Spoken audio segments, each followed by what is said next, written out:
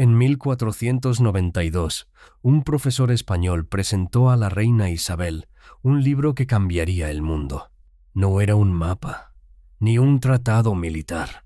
Era la primera gramática de un idioma moderno europeo, la gramática del castellano. El autor le dijo a la reina que la lengua siempre había sido la compañera perfecta del imperio.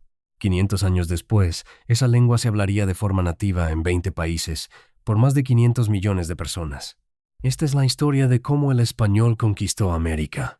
El español nació siglos antes, como una evolución del latín hablado en el Reino de Castilla, en el norte de la península ibérica. 1492 fue, en muchos sentidos, el año más importante en la historia de España. Ese mismo año cayó Granada, el último reino musulmán de la península, terminando casi 800 años de dominio islámico en la región. Ese mismo año también fueron expulsados los judíos que no aceptaran convertirse al cristianismo. Y ese mismo año, Colón zarpó hacia lo que creía que sería la ruta hacia Asia. Durante la Reconquista, el castellano se había expandido por toda España junto con los reinos que lo hablaban. El castellano no era la única lengua de la península. Convivía con el catalán, el gallego, el vasco y otras. Pero el poder político y militar de Castilla lo convirtió en la lengua que cruzaría el océano. 2 siglos después, en 1713, se fundó la Real Academia Española, con un lema que aún conserva: limpia, fija y da esplendor. En 1492, mientras Colón se preparaba para cruzar el Atlántico, el humanista Antonio de Nebrija publicaba la primera gramática formal de esa lengua. Le dijo a la reina Isabel algo que resultaría profético: que la lengua siempre había sido la compañera del imperio. Nadie podía saberlo todavía, pero esa misma lengua estaba a punto de cruzar un océano. El español no se quedó solo en América. Cruzó también el Océano Pacífico hasta las Filipinas, que serían territorio español durante más de 300 años. Pero en América fue donde esa lengua terminaría transformando continentes enteros.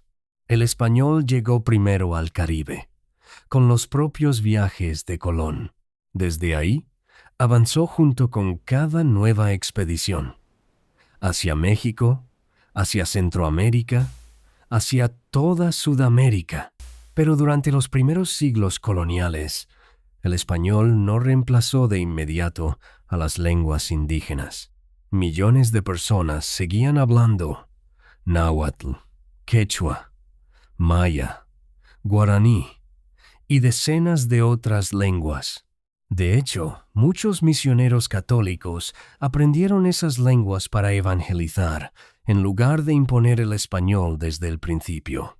Durante gran parte del período colonial, el español fue, sobre todo, la lengua del gobierno, del comercio y de las ciudades. En el campo, las lenguas originarias seguían siendo mayoría en numerosas regiones. Curiosamente, en sus primeras décadas, la corona española incluso ayudó a expandir ciertas lenguas indígenas. El quechua y el náhuatl se convirtieron en lenguas generales, usadas por la administración colonial para gobernar territorios enteros, más allá de donde se hablaban originalmente. Hacia el final del período colonial, la mayoría de la población de regiones como los Andes o Mesoamérica todavía no hablaba español como lengua principal. En el siglo XVIII, la dinastía borbónica cambió esa política. Nuevos decretos reales ordenaron enseñar español en todas las escuelas coloniales, buscando reemplazar activamente a las lenguas originarias. En 1494, España y Portugal firmaron un tratado para dividirse el mundo recién descubierto. Una línea imaginaria, trazada de norte a sur, dejó todo lo que quedaba al este bajo control portugués. El propio Papa medió en las negociaciones entre ambas coronas católicas. El tratado no dividía solo América. Repartía, al menos sobre el papel, el mundo entero recién descubierto entre dos reinos ibéricos.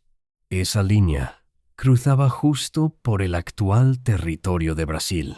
Por eso, hasta el día de hoy, Brasil habla portugués, mientras que casi todos sus vecinos hablan español. Un solo tratado, firmado antes de que nadie supiera realmente la forma del continente, dibujó la frontera lingüística más grande de América. La verdadera expansión masiva del español llegó después de la independencia, no durante la colonia. Los nuevos países latinoamericanos, ya en el siglo XIX, impulsaron el español como lengua nacional a través de la educación pública obligatoria. Ahí, en apenas un siglo, el español pasó de ser la lengua de una élite urbana a ser la lengua mayoritaria de casi todo el continente. No todas las lenguas originarias retrocedieron de la misma forma. En algunos países, esta expansión llegó acompañada de políticas que buscaban activamente eliminar las lenguas originarias de las escuelas y de la vida pública. Muchas de esas lenguas perdieron hablantes durante generaciones enteras. Recién en las últimas décadas, varios países empezaron a reconocer oficialmente de nuevo sus lenguas indígenas. En Paraguay, el guaraní sigue siendo, hasta hoy, lengua oficial junto al español, y la mayoría de la población sigue hablando ambas. En el suroeste de Estados Unidos, el español se hablaba desde antes de que esos territorios formaran parte del país. En Texas, en California, en Nuevo México, mucho antes de que llegara el inglés. México, y no España, es hoy el país con más hablantes nativos de español en el mundo. Hoy, el español es la lengua nativa de más de 500 millones de personas en total. Es idioma oficial en 20 países.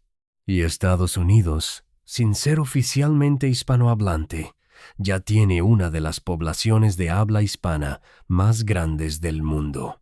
Algunas proyecciones calculan que, a mediados de este siglo, Estados Unidos podría convertirse en el país con más hispanohablantes del planeta.